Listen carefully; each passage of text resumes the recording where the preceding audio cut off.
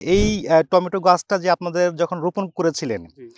রোপণ করার পর থেকে বড় হবে এটা মানে কয় মাস লাগবে আনুমানিক?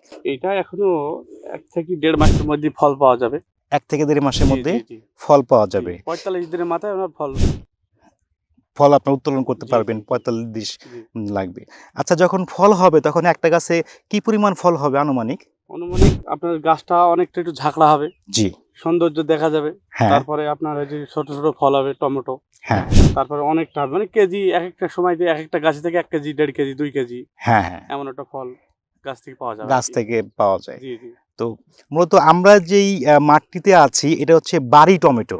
জি, জি, বাড়ি উদ্ভাবিত যে সমস্ত টমেটোর জাতগুলো আছে, উন্নত উচ্চ ফলনশীল জাত, সেই জাতগুলো এখানকার কৃষকগণ চাষাবাদ করছেন এবং এই বাড়ি উদ্ভাবিত এই জাতগুলো কৃষকগণ চাষাবাদ করে তারা দারুণভাবে লাভবান হচ্ছেন।